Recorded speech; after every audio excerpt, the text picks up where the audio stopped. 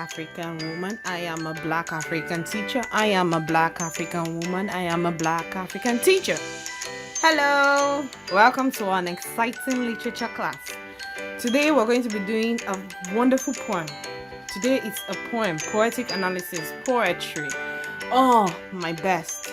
Today's poem is titled The Black Woman by Leopold Sedhar Senghor. Leopold Sedhar Senghor's The Black Woman. We are all blacks. We are all blacks. So, he is praising the black woman in this poem. Are we ready? I'm sure we are. Now, the next. Behavioral objectives. We're going to be looking at the background of the poet and the background of the poem. Summaries as subject matter of the poem. Poetic devices employed in the poem. And the use of imagery and symbolism in the poem. Background of the poet. This is Leopold Sedhar Senghor. He was born in 1906 in Senegal and studied both in Dakar and Paris. Having been the first West African graduate from the Sorbonne, he was the father of negritude, which was the cultural values of the black world. He was the first president of Senegal from 1968 to 1980. Leopold Sedhar Senghor, writer of Black Woman. Now, background/setting of the poem. Black Woman is a response to the countless number of years the white man had devoted to praising and chanting the beauty of the white woman by writers like Boccaccio and Yeats. Leopold decided to write a poem to praise the black woman. Since white writers have been praising the white women, it's time for the black writers to also praise the black woman. Hence, Leopold writing The Black Woman. Senghor's poem, published in 1936, was the first time an African was devoting poems to the beauty of the African woman, when this has never been taught about. No one thought about it at all, but Senghor's poem, published in 1936, showed us that the black woman is indeed important and beautiful and should be respected and valued worldwide. The poem was initially written in French as Femme Noire. If you are very conversant with French, Femme Noire, the black woman, and then translated to English. The poem was set in Africa.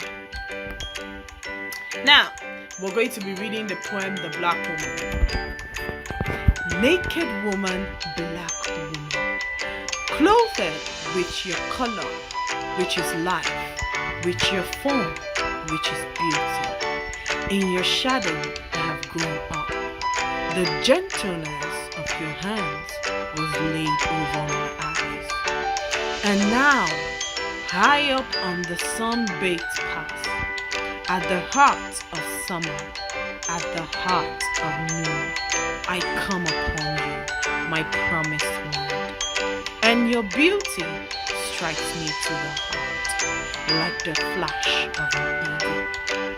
Naked woman, dark woman, from fleshed ripe fruit, somber raptures of black wine, mouth making lyrical, my mouth, savannah stretching to clear horizons, savannah shuddering beneath the east wind's eager caresses.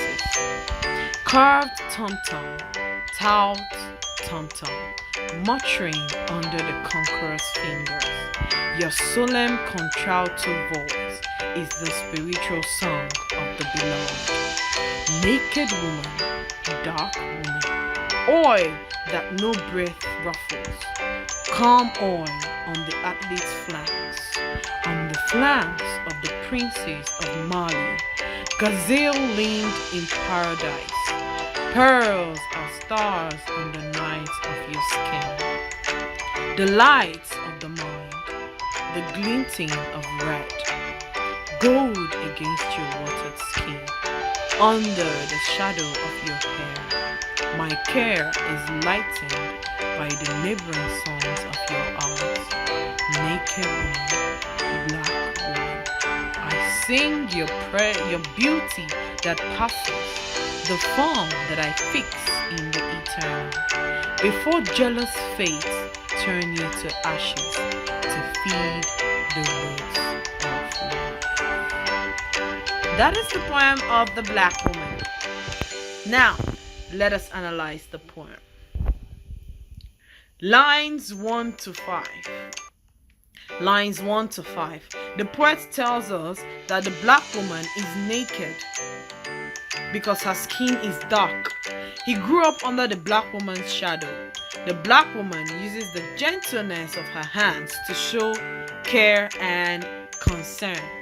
As you can see in stanza 1, the poet is telling us that in your shadow I have grown up. The black woman took care of the poet, nurtured him till he became a man. The gentleness of the black woman's hand took care of the poet. That is what the poet is talking about in lines 1 to 5. Let's look at the other one. Lines 6 to 10. The poet compares the black woman to nature.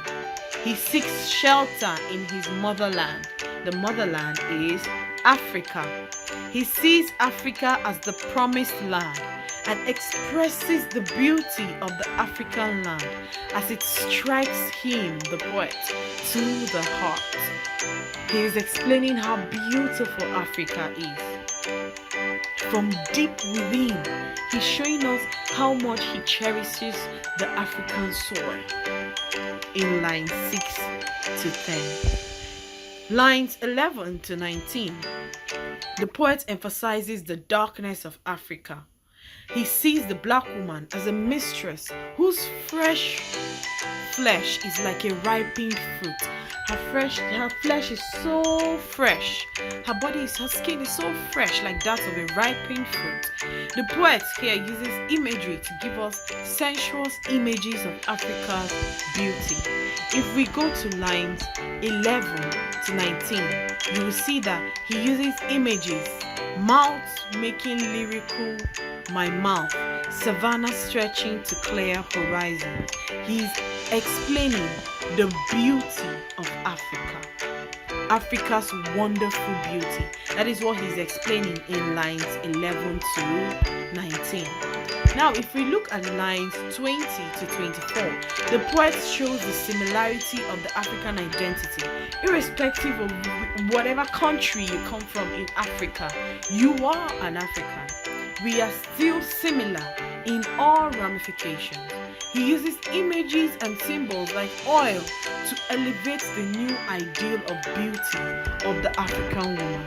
So if we look at lines 20 to 24, you will see naked woman, dark woman, oil that breathes ruffles, calm oil on the athlete's flanks, the oil on our skin.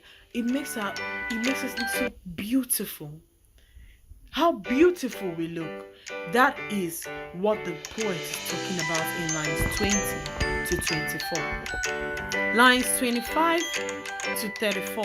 The poet is mesmerized by the beauty of the black woman and finds immense delight in her presence. He is always happy to be in the presence of a black woman. He also sees Africa as a place of refuge and a source of solace to those who are nostalgic, those who are feeling nostalgic, meaning those who long to go back home, those who long for things of the old. They've outgrown it, but they still feel it, they still remember it. He describes the sun as the source of comfort.